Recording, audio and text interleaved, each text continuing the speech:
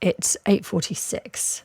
The Israeli army say they're carrying out an operation against Hamas in the Al-Shifa hospital in central Gaza this morning. Israel say they've bought medical supplies and are attempting to remove a Hamas presence from tunnels under the facility. Avi Hyman is an Israeli government spokesman. Morning, Avi. Would you say that the Israeli army are currently in control of Al-Shifa hospital?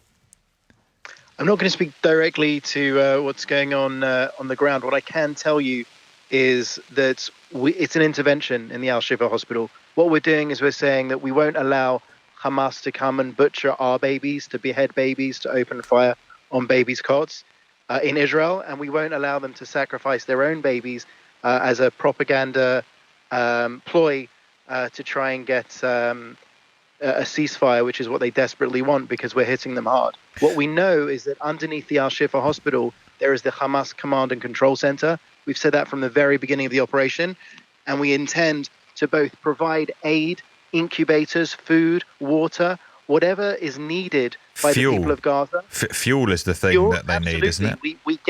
We gave them, we tried to give them fuel a few nights ago. Hamas stopped them. We tried to give them incubators. Hamas stopped them. Hamas is not only holding 239 Israelis hostage, they're holding the people of Gaza hostage. They're holding their hospitals hostage. And what we want to do is to free Gaza from Hamas and to enable the taking down of the Hamas tyrannic regime, while also minimizing civilian casualties and helping the people of Gaza in the best way that we can. That's what you're seeing on the ground. No other army in modern history has done what Israel is doing today. Hey, the Israeli army that is in the hospital at the moment, have they encountered Hamas? Has there been fighting there? Yeah, it's been reported that firstly, to even get into the hospital, they had to take out a number of Hamas terrorists who'd opened fire from in and around the hospital. We had to bring in incubators in Israeli army tanks so that we could help save those babies that they were trying to sacrifice on their that they were trying to sacrifice for their crazy cause. Yes, we found weapons. I mean, this basically, from an international law perspective, this changes the nature of the hospital from a protected site to an active military site, which is something that we've said from the beginning. Now, despite that, we will endeavor to go after the terrorists. So our fight is with Hamas, not the people of Gaza. We will go after the terrorists in the best possible way while protecting and helping those patients. This is a situation that Hamas has caused. All blood of and all civilian casualties in Gaza are on Hamas's hands, and that's what they want. They want maximum civilian casualties, and we won't give that to them. We will take down Hamas, and we will protect the people of Gaza to the best of our abilities. But how can you protect the civilians, the patients in that hospital, if there are gunfights with Hamas in there? So I'll leave that to our forces, who are some of the finest in the world. What I'll tell you is what we did from the very beginning of the operation is that we said to the people of northern Gaza, please get out of the line of fire, go south. We created humanitarian corridors, humanitarian safe zones in the south, and they voted with their feet. More than about 1 million Gazans have moved south. And Hamas, we know, has been holding people at gunpoint, has been firing on Gazans trying to leave the area, has been essentially besieging that hospital and other hospitals. I can tell you that at the equivalent of Great Ormond's hospital,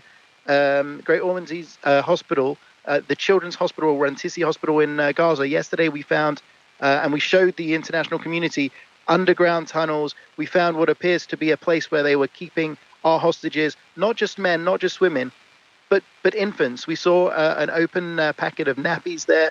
We saw multiple babies' bottles that seemed to have been dropped, and when the terrorists ran away.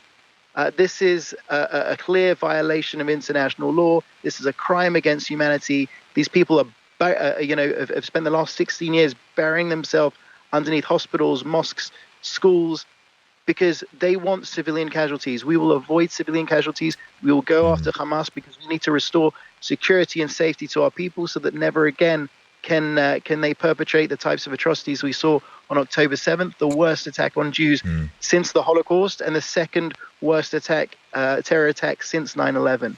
We won't tolerate them. Can you confirm that Hamas weapons, have been found in the hospital or under it, Al-Shifa? No, yes, I've said categorically that we have found weapons already. The IDF has already said that they found caches of weapons in the hospital. Mm-hmm. We've already encountered gunfights and taken out Hamas terrorists who were trying to stop our forces from strategically entering the hospital.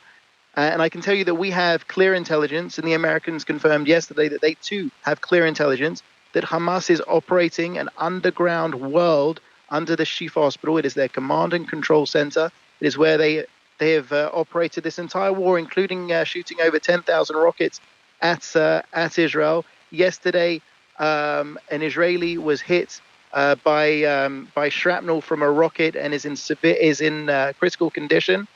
The rockets keep pounding Tel Aviv. I had to run for cover myself yesterday.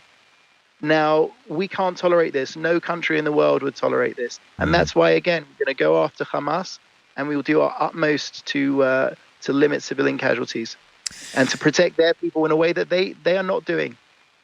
Thanks, Avi. That's Avi Hyman, an Israeli government spokesman. We have full continuing coverage on the BBC News website. We are not able to verify a lot of the claims that Avi made there, but we will endeavour to do so in due course. It's 8:53. BBC 5 Live. The voice of sport. England host Malta at